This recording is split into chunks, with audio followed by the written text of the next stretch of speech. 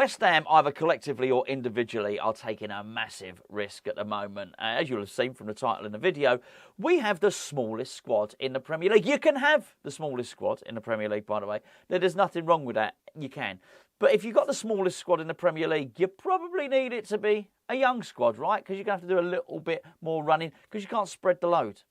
Well, we don't have one of the youngest squads in the Premier League. We actually have the second oldest. I know I said oldest in the title, but you've only got so many words. I couldn't put second in there.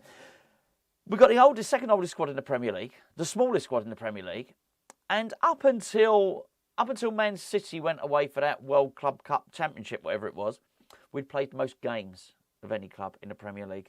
They cannot all coexist. I'm going to factor in another statistic for you now. And that is that we had used the least amount of players anyway, and we don't use less subs than anyone and everyone else. We use very small number of substitutes, but they don't play very many minutes at West Ham. What I mean is David Moyes makes his substitutions late. You factor all that in, and it just builds up to one thing, and we've seen it all before, and that has got to be fatigue. When I say we saw it all before, cast your mind back, not last season, but the season before last, semi-finals against Frankfurt in the Europa League. They were finished. They were dead on their feet at the end of that season. David Moyes even alluded to it, not my words, said the players were exhausted. You'd think you'd learn from that. And I'm not laying all the blame for this at David Moyes, by the way. I think there's a tendency to look for one smoking gun. As I always say, everyone's very binary now, isn't it? Or maybe they're all to blame. And to be fair, I'm sort of fed up of trying to investigate who is or who isn't to blame. I just know this is risky business. Whether or not it was David Sullivan scuppering a deal, whether or not it was Tim Stuyton negotiating with the wrong agent, whether or not it was David Moyes saying, I'm happy with what I got, or dithering or delaying and all that stuff that we know that he's got a reputation for doing. Ultimately, it doesn't matter whose fault it is right now. We have got a situation whereby we've got, well, I was going to say, I don't know how many players that David Moyes had used. I don't like to call it a 22-man squad because you just know he ain't using all of those players. How many players would David Moyes actually use? You can make up your own mind on that. I think what it definitely is that we are heavily reliant on Lucas Paquetá being fit, which is not at the moment. We hope he might be available for Arsenal. We're heavily reliant on Mikel Antonio coming back to give us that extra option in attack, be it off the bench or starting games. You do not want to be in a situation where you are heavily reliant on Mikel Antonio. I've said before, look, we're halfway through the season, a little bit over. Just played over just half the games. I would be surprised if he plays 10 games. I really would. And that probably sounds, maybe a little bit sensationalistic. But I think if you look at it, I don't think it's unreasonable for me to suggest that. That's a hell of a reliance on him. It appears that the club did want to bring in players in January. They either wouldn't or couldn't. I don't know which one it is. It's probably a little bit of both.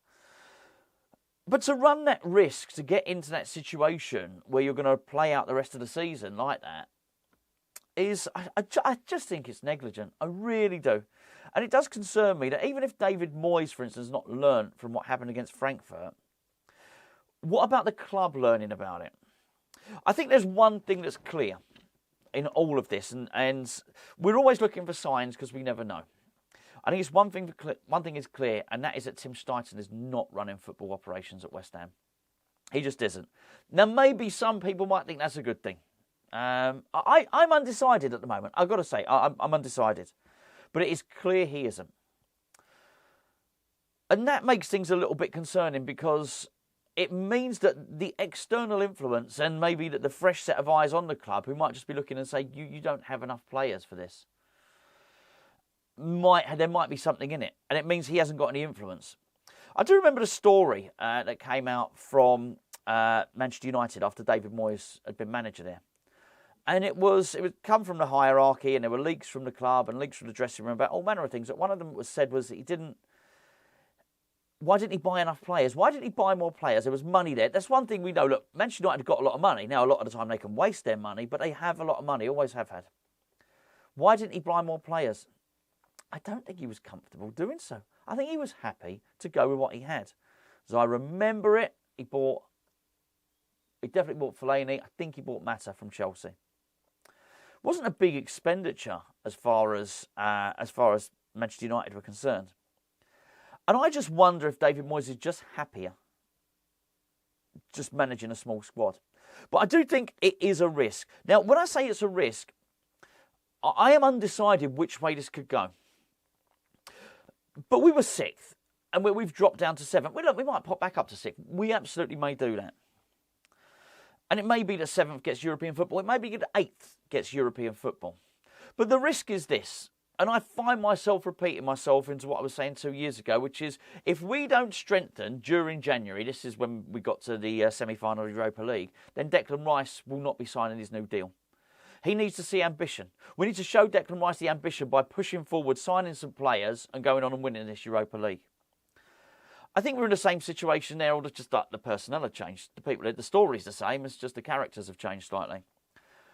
We need, and I never thought I'd say this as a West Ham fan, we need a fourth consecutive season of European football.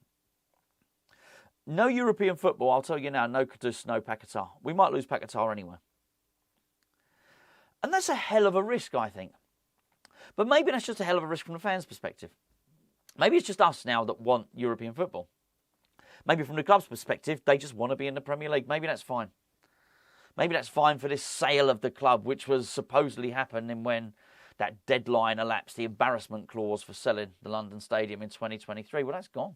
That never happened. Maybe, just maybe, David Gold passing away and the complex situation that's thrown with the Gold shares has made that not happen as quickly as it might have done. But you certainly, well, I say you certainly, I certainly don't get the impression that somebody, if they are waiting in the wings, there is any urgency for them to take the club over now. So I think there's a risk. I really do think there's a risk now.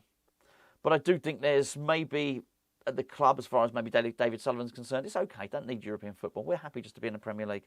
What about David Moyes? He's just happy managing a small squad, I think. Maybe he doesn't ultimately care. Maybe he doesn't care about losing Paquetá. Maybe he doesn't care about losing Mohamed Kudus. But I think possibly he underplays the fact that a lot of these players might have grown accustomed to playing European football. Maybe the likes of Jared Bowen have. Maybe Kudus only joined because we were playing European football. Be interested to know what you think on that. I don't think he joins without European football. I really don't. So you have this risk now. I do still think we can do something. I really do. But the risk is that everyone's fit. I think Paquetá fit, Kudus fit, Edson Alvarez fit, Jared Bowen fit. I think we can do it. But one or two of those drop off, and we've seen that it can happen. We're in a really dodgy situation. And the risk is he's just relying on that. He's relying on those players that are going to be there. He likes to manage a small squad. I get it. And the messaging coming back from the club, well, certainly the messaging I've received over the last couple of days, has been that David Moyes didn't think that Fornals or Ben Rama, they weren't really featuring anyway. I'm not sure that's entirely accurate. I think there's a difference between those players featuring and those players being effective. Did they get any assists? Did they get any goals? You know, of recent times? No, they didn't. So they weren't effective, but they did feature. And every half hour that Pablo Fornals played, or every game, maybe a game, you know, in the League Cup or whatever it might meant in Europe that Ben Rama played, was a game where somebody else was having a rest. So they might not have been effective, but I think they were certainly in a situation whereby they were giving someone a rest. That's no longer there now. So what are we going to do? I don't know. But I do think it's a risky situation. I think it could go either way. And I'm certainly not pinning my flag to the mast to say, that's it, we're going, you know, that's it, we're going to finish in 13th. I'm certainly not pinning my colours to the mast and saying, well, hold on a second, we're going to finish 6th. I don't know. I'm not even sure we'll know a lot more after Arsenal.